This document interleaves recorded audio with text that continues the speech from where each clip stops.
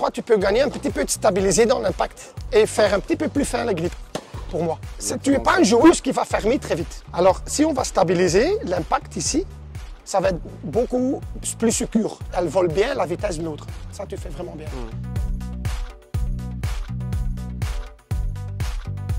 Ce que je vois déjà maintenant, je vais être honnête, déjà le coup droit, ça paraît incroyable, mais le revers, ça tombe beaucoup plus court. J'ai déjà regardé un petit peu. Tu vois le revers court. Hein? Pourquoi je crois la balance, pour moi, est trop bas. Et elle a quand même, elle a quelque chose. Hein? Tu veux un petit peu plus de rotation dans la future ou non? Ça, c'est une question, ok, parce que ça, je dois noter. Mais techniquement, tu vas rester, hein? Parce que moi, on ne le changera pas son coup droit parce que c'est vraiment une. Non, je trouve aussi. Moi, la seule chose, je crois aussi, quand elle joue, elle se met hors position parfois parce qu'elle joue plat. Ouais. Ça, je crois, c'est un problème avec ce type de coup droit, on va dire. Okay. Tu vois, ça, c'est déjà jamais. Maintenant, tu vas juste frapper, pas plat. Et lui, je veux qu'il reçoive la balle plus haut que son épaule. Parce qu'on est en train de discuter comment on ne va pas changer les techniques, ça, je dois savoir.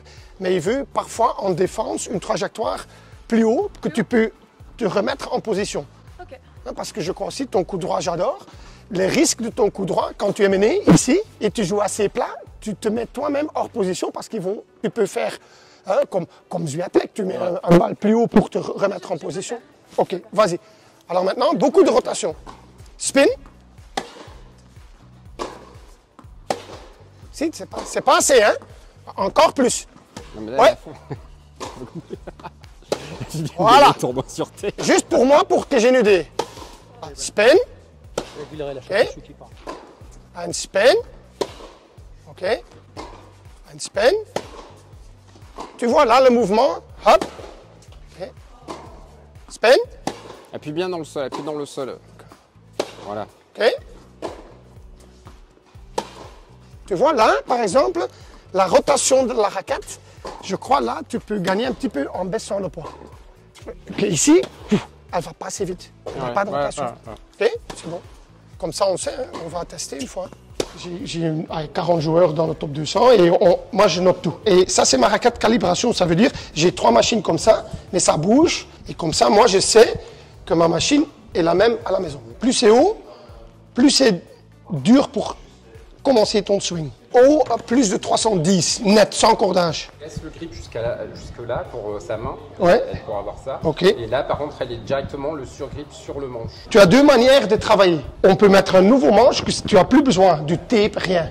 C'est possible. Pour Radio Albot, regarde, il fait le même truc que toi, mais inverse. Tu vois, j'ai remoulé le manche, bouchon intégré, comme ici. Regarde, et lui, il fait l'inverse que toi. Il a une épaisseur plus ici. Ah ouais, sur le dessus.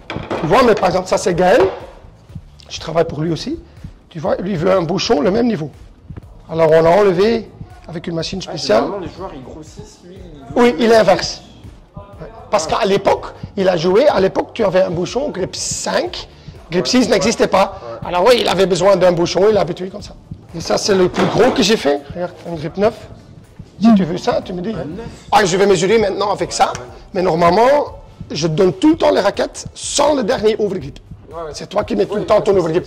3,28 moins 22 moins le... On va estimer aujourd'hui 328 moins 22. Pourquoi 22? 17 cordages, 5 overgrip. Ça veut dire, maintenant j'estime, on ne va pas encore... Tu joues à 306. Alors la balance... Ok, ça c'est une balance, regarde, ça n'a pas de jeu. Tu peux aussi travailler avec 2 bascules. Wilson, ils ont une machine, tu mets...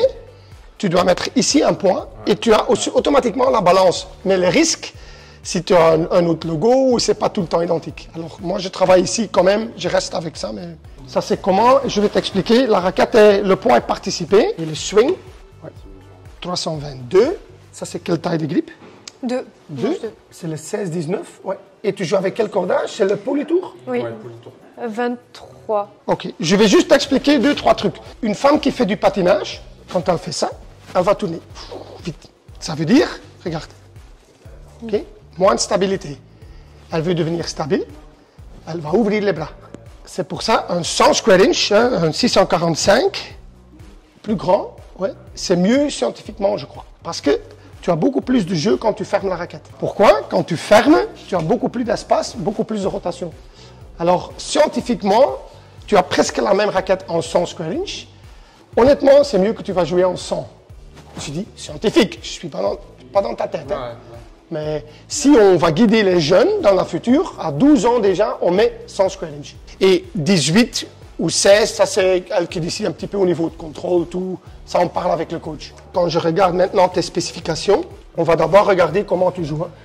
306, c'est OK, mais c'est déjà assez lourd pour une fille. Hein, quand moi je fais Swiatek, 299, 299. Jabber, elle est plus légère. Tu vois, Kasatkina, elle est plus légère. Oui, et en swing weight, ça va, ça c'est correct. Mais aujourd'hui, j'ai beaucoup de joueurs qui demandent un balance assez haut pour le revers, parce que tu raccourcis ta raquette avec 2 mains, et si la balance est vers la tête, tu as beaucoup plus de facilité. Mais ils demandent un raquette maniable plutôt pour le coup droit. Ça, c'est ce que je vois avec les autres. Et je vais t'expliquer comment, regarde.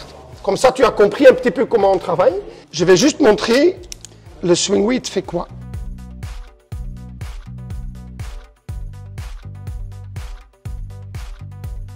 On a quel point?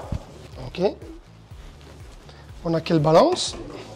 32,3, parce que c'est la balance plus ou moins la même. Ouais. OK. Oui, il a juste alourdi la raquette. Ouais. 3,24. Est-ce que j'ai changé le poids? Non. Non. Là, tu as mis pareil en haut, en bas. Ouais. Est-ce que j'ai changé la balance? Non. Non. Tu as mis en haut, en bas. J'ai mis en haut. Mais, pour toi, voilà, c'est là où en fait je suis nul. Il est monté beaucoup. D'accord. Moi, ce qui doit t'aider. Pourquoi le Wilson, ils ont fait le hammer? Pourquoi? Pour des gens vieux qui poussent la balle, ils ne savent pas frapper, ils ont exagéré le swing weight très haut pour que la masse t'aide. Mais le coup droit, aujourd'hui, tu vois beaucoup de coups droits avec le poignet comme ça, c'est dangereux de jouer très haut. Nous, on a des tableaux avec beaucoup de joueurs, hein, parce que j'ai 40 joueurs dans le top 200 et moi, je note tout. Ouais, quand tu vois comment je mets le plomb, regarde, c'est propre. Regarde ici. Tim van Rijthoven qui a gagné Rosmalen là, et Wimbledon. Et là, avec une main, il avait besoin de stabilité. On a alourdi la raquette beaucoup ici. Mais ça, c'est dangereux pour fermer. Moi, elle fatigue beaucoup. On a un problème de longueur, c'est-à-dire qu'en fait, elle démarre, ça joue long, et au fur et à mesure qu'elle joue, elle est de plus en plus courte.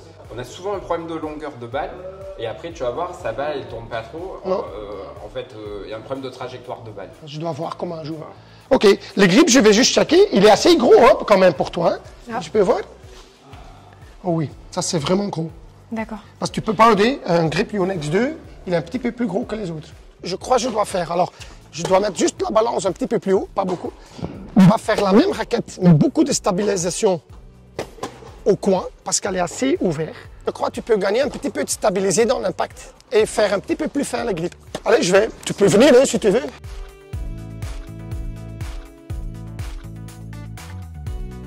« 9,7 ». C'est pour mon revers, pour que je la tienne mieux.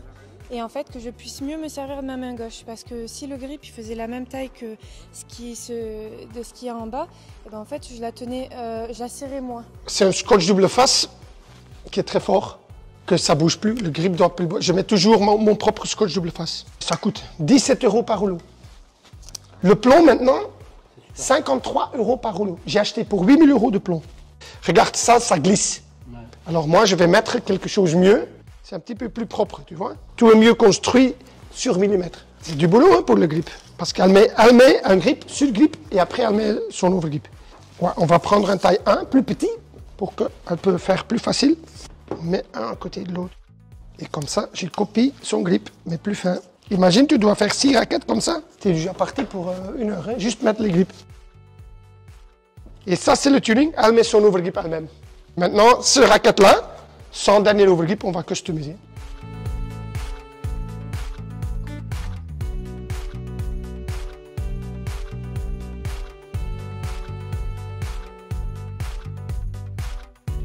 Ça, on injecte. Mais on doit peut-être encore changer aujourd'hui. Alors, je ne peux pas injecter. Mais elle va mettre encore un overgrip. Alors, ça, c'est pour tester. On n'a pas de choix parce que si j'injecte, on est perdu. Tout le poids que tu peux voir ici, en fait, il sera géré par de l'injection de silicone à l'intérieur. Ce qui aura en plus un deuxième intérêt, c'est que le silicone en plus absorbe les vibrations. Il va te créer un son beaucoup plus sourd, donc souvent à l'oreille c'est plus sympa. Alors, donc là, il a refait exactement ta raquette avec le grip, etc. Maintenant, toi, tu remets sur le grip partout normalement là-dessus.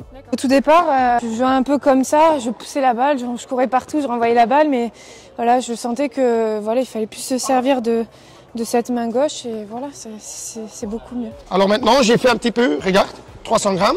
Ouais. J'ai mis la balance plus haut pour ton revers, mais swing weight identique.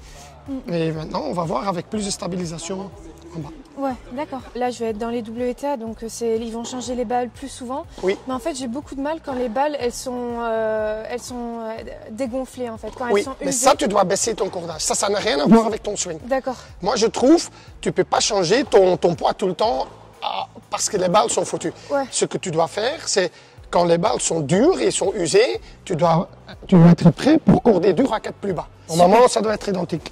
Juste un petit peu plus propre que toi. Oui, j'en doute pas. Non, mais... Moi, le fil est déjà au grip. Tu as un des premiers qui est vraiment sensible au niveau des grips. Ah, Les hommes, ils sont durs. Tu veux couper toi-même, hein, c'est peut-être mieux. Ton overgrip, merci. moi, le dernier overgrip, c'est pour eux. Pour faire du sport de Non, haut mais niveau, c'est c'est des important. détails. Tu vois, quand moi je customise les raquettes, je note où le grip commence et je note où le grip finit. Pourquoi, avec Federer, tu te rappelles, ils jouaient très petit. Wilson, ils ont développé le PBS. Sampras, tu te rappelles, Ouais, le graphite. Pourquoi? Du poids extra pour stabilisation. Ça, c'est le système Wilson. OK, maintenant, on la copie. Et ça, c'est plutôt avec des joueurs qui jouent un petit peu à plat, ouais, pour stabiliser un petit peu. Là, je vais juste dire, hein, elle n'a rien fait, la balle, juste pour te dire, déjà, Plus haut, ouais. plus haut. Plus long. Et j'ai moins de poids.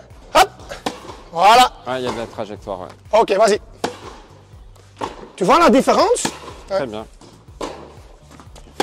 Voilà. Putain, ouais. Et c'est incroyable parfois. Hein. Sérieux? Bah.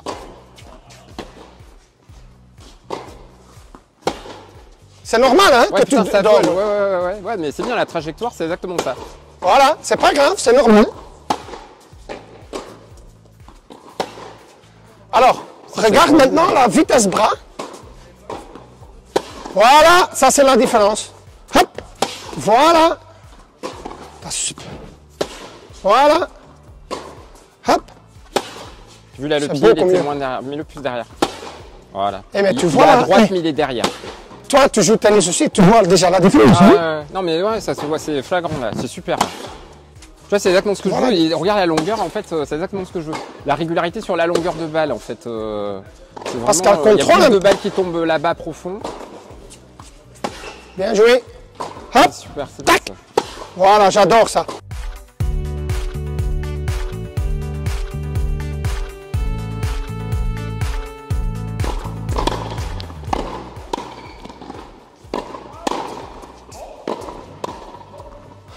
La balle, au lieu de partir droit comme ça, elle commence déjà par monter.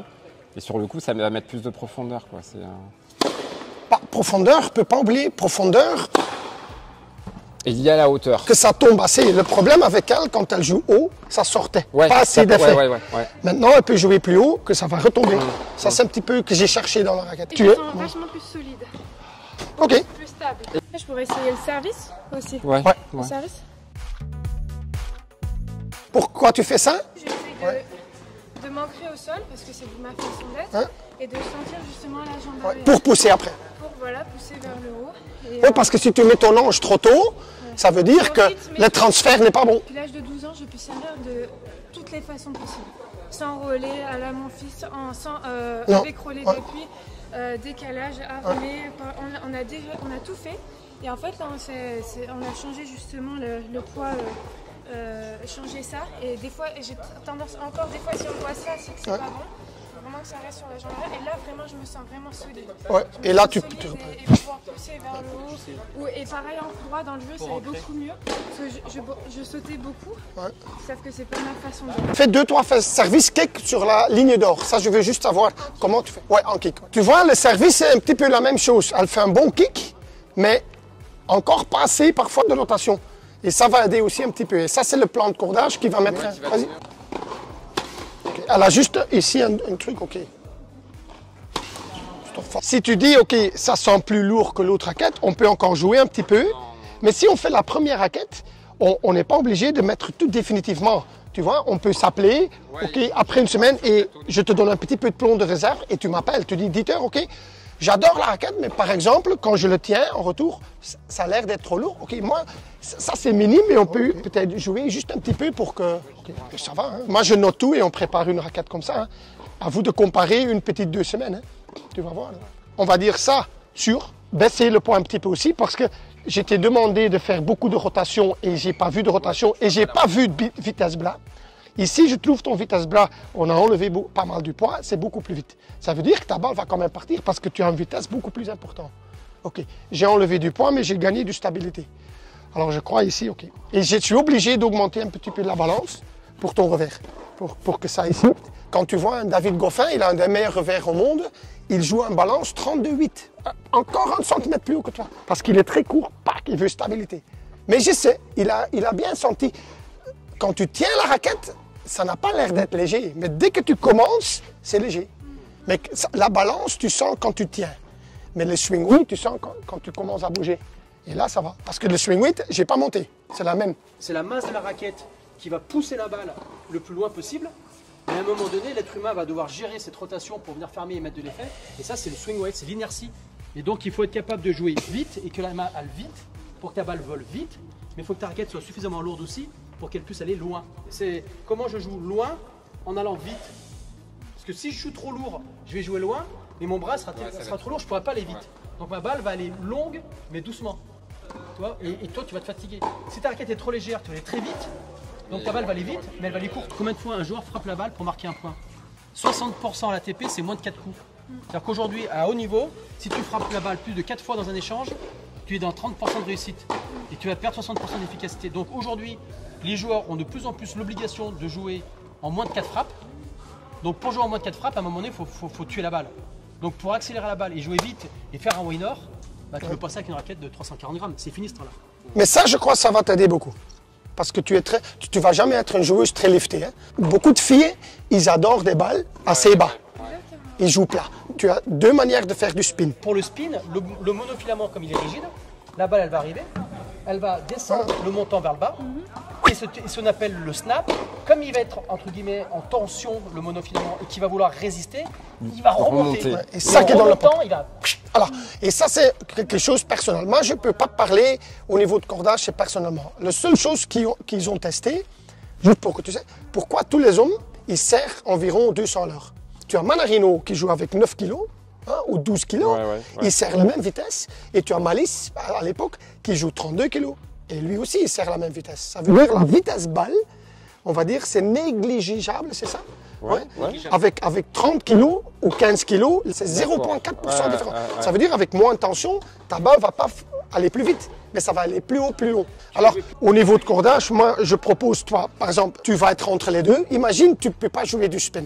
Hein, et c'est dur, mais tu as beaucoup de force. J'aurais dit, OK, on va augmenter la tension pour que tu sécures dans le terrain. Ouais. Tu veux les deux, alors ici, tu joues avec 23, tu m'as dit?